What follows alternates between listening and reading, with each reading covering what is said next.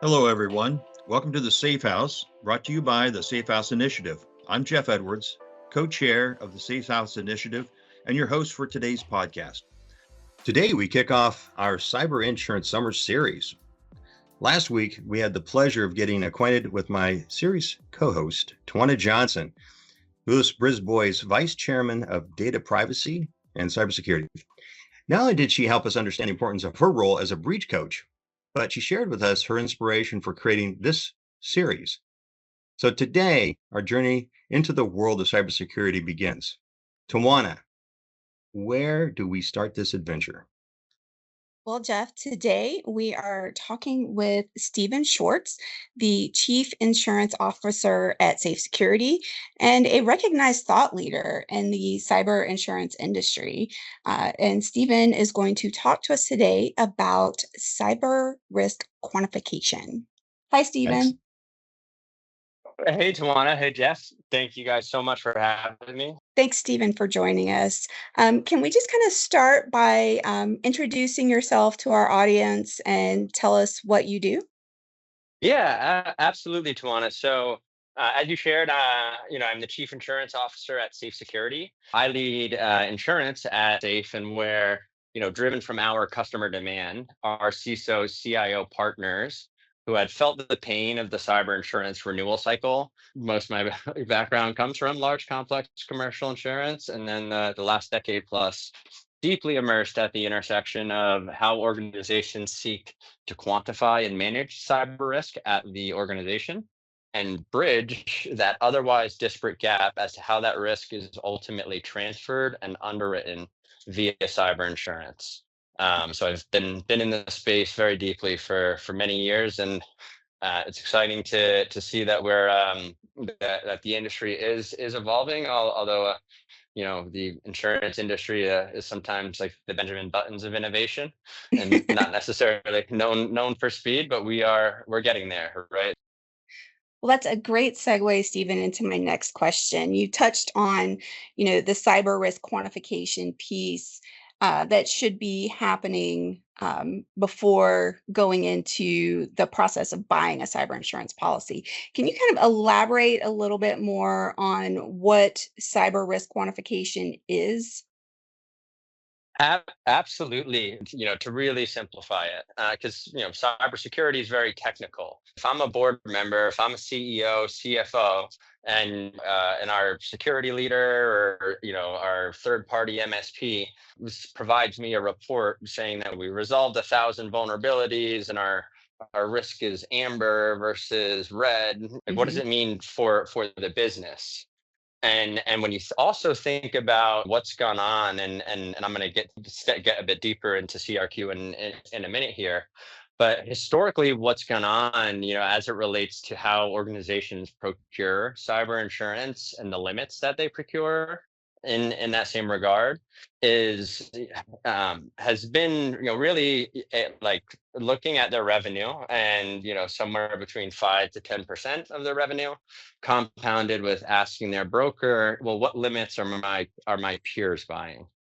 The reality is every organization's so unique, right? Hmm. Just $100 million healthcare entity A may have 10 million records versus $100 million healthcare entity B, which has 1,000 records, right? But they're both in healthcare, Hmm. right? But totally different profiles.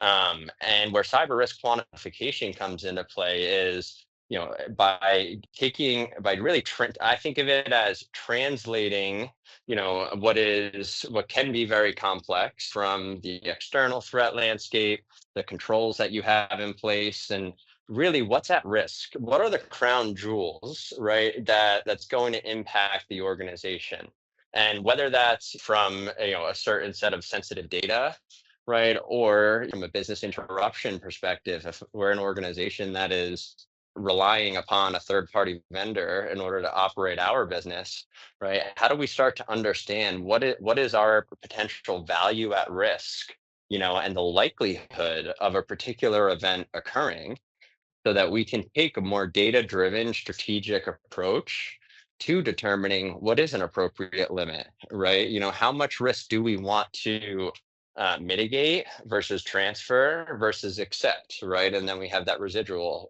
risk at the end. Perfect. So, Stephen, what simple strategies can a business use to understand the value of their data?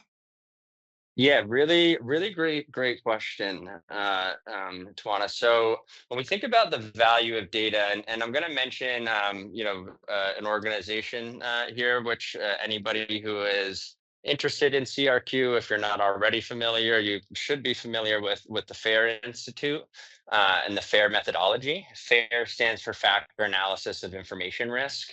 Now let's not get too complex in that regard, but the key takeaway here is that FAIR is the only recognized standard globally for quantifying cyber risk, right? And it's an Mm, open standard. The FAIR Institute is a not-for-profit community with more than 16,000 members globally, and spread between SMBs to Fortune 50 organizations.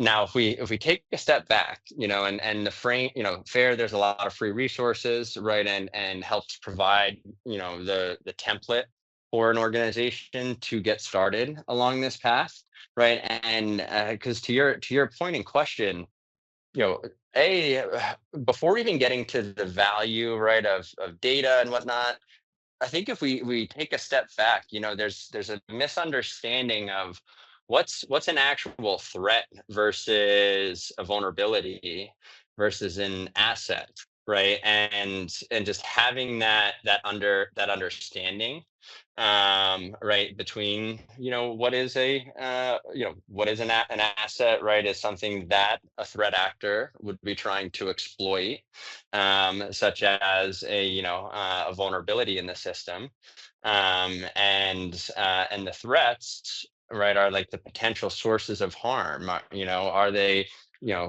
coming from cyber criminals, privileged insiders, whatever it may be. So if we now start to break it down, if I'm an SMB or any organization, where I'm probably going to start is an understanding of our business context, right? At a high level, what is our, what industry are we in? What's our revenue? What's our employee count? And what geography, right? And that baseline understanding is going to at least, help the organization understand, what regulations are they subject to, which has a very significant impact mhm. on the cost of an event, as well as you now take that next level, layer deeper.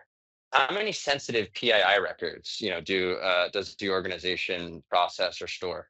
How from a wire transfer fraud, what at what threshold limit do you have where a second degree of authentication is required? Right, and I see all the time where smaller organizations have like a $500,000 threshold for wire transfers, which is crazy. It should be like $10,000. Mhm. Where that second degree is added. I didn't perhaps directly answer your question on the value of data itself versus like the value of the data that we need to get in order Sure. to get that understand that business context. And it's unique to each organization and certainly unique across different industries. But an organization, say like Coca-Cola, right, who's has significant trade secrets or IP, that's a whole different degree of analysis and risk quantification just to try to extrapolate what the value of that asset, where where a bit easier in terms of if you have sensitive PII or personal health information, those costs are pretty well understood in terms of if there were a data breach and they were compromised. Mhm. What I think is a big issue, or I know across the industry, and where organizations could probably take a bit more of a tailored approach or analysis, where applicable is really on the business interruption side. From an insurance perspective, it's not just the when you get back up and operating. It's when you're back up to 100% operations, which can be two very different things, right? You take Absolutely. if StubHub or ex-competitor, that platform were to go down, right? All those ticket brokers are now going to another, going to Ticketmaster or Ticket Network or whatnot to continue operating their business. So even though StubHub in this case might get back up and operational, within 2 weeks or a month, it might take a year plus till they get all those brokers back on their platform and back to 100% operations. So I Mm. just share that as an example, right? In terms of that was a similar example to something I had a policy I had to put in place before cyber business interruption existed. But in terms of just that, having that quantitative analysis to really understand, what could a loss cost us, right? And how likely are we to be impacted by a particular event, right? So we really focus on what matters to the organization, right? And obviously, the smaller the organization, the less resources there are. So we really need to keep it focused and simple, and that holds true for the enterprises as well. Very interesting. And you kind of touched on my next question a little bit as well here, when you started talking about the FAIR Institute. Are there any other simple strategies that a business can use to begin quantifying your cyber risk practically and affordably? Yeah, absolutely. Right. So very quickly and affordably, how many records do you have? Let's just start there. And what's your revenue? Right. And now based on your business model, right? So if we start with records, what industry are you in and what kind of records are they? Are they PCI? Are they PHI? Right. And there's readily available data from the likes of Ponemon, IBM, Verizon, which is updated annually, that provides insight into what the cost of a record is. You take the number of personal, sensitive records that you have or healthcare records, multiply that times the average cost per record in the event of a data breach. And now you at least have a baseline understanding of what an event could cost your organization. Now, it's highly unlikely that every single one of your records is going to be compromised. But from an initial analysis standpoint, I'd prefer to start with an understanding of what's the worst possible event, right, and then work back towards what is more realistic in terms of occurring. From a revenue perspective, how much of that revenue is contingent upon online services, right? Mm. Either where you're reliant upon a third party vendor to be operating in order to operate your business, like a POS provider. And right, if they go down, you can't collect credit card payments, therefore lost revenue. Or if you're providing that service directly, right? You are that online service, the POS provider, so that you can again now run that scenario against if an event were to occur, how long, at different time intervals, if we had an outage or an incident that led to unavailability, and we were unable to operate for 1, 3, 7, 30, 60 days, how much does that cost our organization?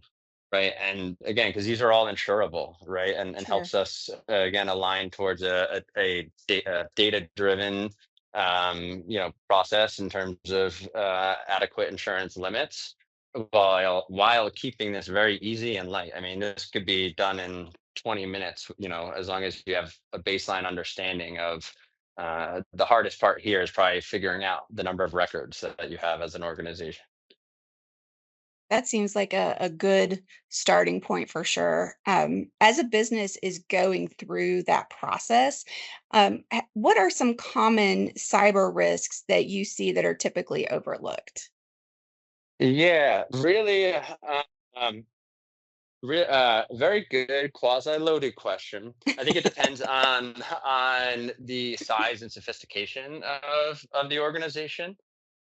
Right. If you're, if we're talking about a $1 million revenue organization, I would just be happy to know that they care about cyber risk. Nevertheless, like, third party vendors and social engineering is really where I would focus on in particular, especially for Mhm. SMBs, but also across the market. Phishing, business email compromise, social engineering. From a frequency perspective, is the high has the highest volume, right, of claims and incidents, and that comes back to people, right? Humans will always be the weakest link and easier to exploit than technology, especially now with the advent of AI. But when we also think of AI, right, and shadow IT, if you will, think about how easy it is for many employees to go just on their corporate laptop, go sign up for Chat GPT or any X thousand AI solutions just with a quick single sign on. And now that organization may have no idea that their employees are utilizing all of these different AI native tools, and where is that data going, what's being done with that data, where is it stored, where is it processed. So if I had to really distill it back, to a short narrative, I would say the third party vendors, right? And we only continue to see more loss activity there, right? CrowdStrike, Change Healthcare, Target obviously was probably the first big one, or Home Depot. Business email compromise and social engineering, invoice manipulation, right? Where employees and humans are being exploited. Basic things like unpatched software, like basic hygiene. Mhm. I don't want to, most underwriters would probably say like MFA and EDR. I don't want to give that same narrative that we've communicate for like the last 4 years now. Sure. Yeah, that makes a lot of sense. And that really is a lot of what we see as well. The human element, unfortunately, is, as you said, always going to be the weakest link for sure. And Tawana, what I find interesting is that I often have conversations where customers feel that they're too small to be a target, right? Yeah. And and I like to say, if you're valuable, you're visible, right? And Hmm. if you're visible, you're vulnerable. Yeah. Now, even if you're if you're 5 million, a $1 million company, you are valuable, right? You might not be $1 billion company, but you are valuable, and you are a lot easier for an attacker to exploit and compromise versus the likes of a major large enterprise who has millions of dollars in cybersecurity budget. So everybody is a target, right? We all know the saying, it's not a matter of if, but when. Hmm. And I think we that still is a big issue when you look at the uptake of cyber insurance, and where there's still a pretty significant gap with respect to SMB organizations. Completely agree. One of the things that we always tell our clients, as you said, it's not a matter of if, but when, but it's a crime of opportunity. You might be a smaller organization, but that might also make you an easier target. They're going to take less effort to get any kind of return, from their efforts for sure. Couldn't agree more. And now with AI, with generative AI, where like the sophistication of these phishing campaigns and just across the board, the automation and the scale of which that is impacting organizations we've never seen before, right? We're headed into a world of unknown unknowns that, in my opinion, well exceeds Moore's law. So it's interesting times to say the least. For sure. It's like the Wild West these days. Yes, and we're not even touching on quantum here. Yes. So once a business has gone through the exercise of, valuing the data and identifying cyber risks and quantifying those cyber risks, they're ready to take the next step in terms of looking at cyber insurance. But are there any other feasible alternatives to cyber insurance? And why might a business want to use an alternative instead of a standalone cyber policy? What I think is interesting is, where cybersecurity is, is a beast in and of itself, and cyber insurance is very unique relative to the more traditional lines of coverage. Why are we not? Why are we not trying to solve, and streamline the entire cyber insurance process and with more transparency to underwriters, with our, security partners and providers, right? And where I'm going with this is there is an emerging ecosystem, right, of new security warranties. And I don't, I know the word warranty doesn't have the best, doesn't always resonate the best, right? Is it actually going to pay anything? We're trying to think of different names for the solution here, but what's really interesting about it, Tawana and Jeff, is that it's very clear cut and dry, right? And if take a firewall solution.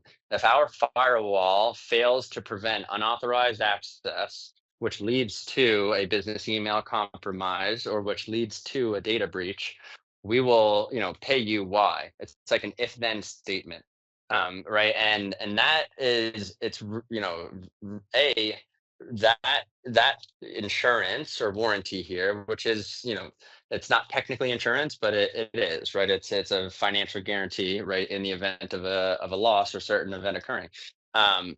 What's really unique with that is because it's not a licensed insurance product, as a MSSP or as a security product company, you can embed that warranty into your product, into your service, such that it is just sold, right? And you start selling trust from day one. And those coverages that are being provided are offsetting what is also would also be provided in a traditional cyber insurance policy. But moreover, the way I think about it, and especially as you start to get into like mid-market and larger organizations, it's almost like the notion of what a deductible buy down. For those who don't know what I mean there, that's basically if you have a deductible of $50,000 on a given risk, right? A deductible buy down policy is ostensibly an insurance policy that reduces that deductible to zero if an event were to occur, right? Or significantly reduces it. That is basically what this emerging warranty ecosystem is doing. And by putting dollars into the hands of the end customer here, when that event emerges, within like 72 hours, Mm. right? Which is very different than the traditional, insurance process where we need to send, IT, legal forensics, and then have an accounting firm do a robust analysis, Mhm. on what the business interruption loss was. So, are there any other? I know we've talked briefly in the past about, some MGAs using AI or, the emerging insurtech market. What are your thoughts on those types of entities and Yeah, great, products? great question. So I think let me try to give two narratives here. If I'm an SMB, I think I'm putting that hat on. Great, phenomenal solutions, right? For the most part, it's a very quick, easy process. For the most part, you need a broker to help, sort of bridge the gap, but it's well, with providing, depending on the size, providing fairly limited information, yeah, in that it's not a very extensive process. You'll quickly be able to obtain a competitive insurance policy, as well as analysis from the insurtech MGAs like Coalition, Box, Corvus, Resilience, Cowbell. And moreover, the value in cyber insurance is, outside of business interruption, right, which is more of a direct monetary value. The value is really in the services that are provided and covered via the insurance policy, right? So like when you have that event, where your first call should be to your attorney, or if you don't have an attorney, in this respect, and you should call Tawana. Absolutely. Right, Yeah. to your insurance company at least, who's then going to bring in right one of their panel to help assist you through that entire process, right, and alleviate that burden. And that's the value of cyber insurance largely is those services. My final question to every guest is, Stephen, if there's just one thing that our audience could do today to improve their position, their lot in life, if you will, as it pertains to cybersecurity, what would that one thing be?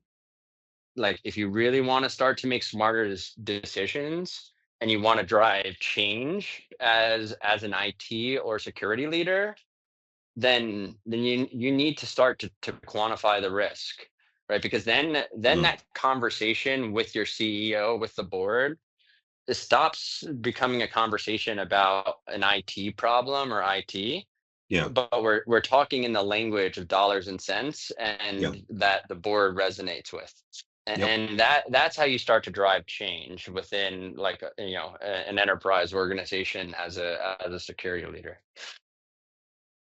Excellent. Well, Stephen, thank you ever so much for joining us. And on behalf of Tawana and Safe House Initiative team, we thank you greatly and look forward to your return visit in the future.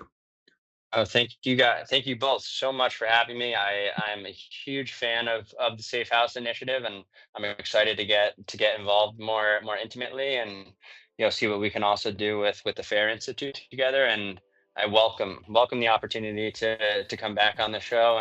Next week, what do we have in store? Next week, we are going to be talking with Ryan Mercer. He is the Vice President of Cyber and E&O Risk at McGriff Brokers. He's going to talk to us about the cyber insurance application process and choosing the right insurance product. That's our podcast for today. I'm Jeff Edwards for the Safe House Initiative. Thanks for joining us. And remember, be safe, be resilient, and be kind to each other. For more information about the Safe House Initiative, please use your mobile device to scan the QR code on the screen or send us an email at info@safehouseinitiative.org or visit us on our website, safehouseinitiative.org. We look forward to hearing from you.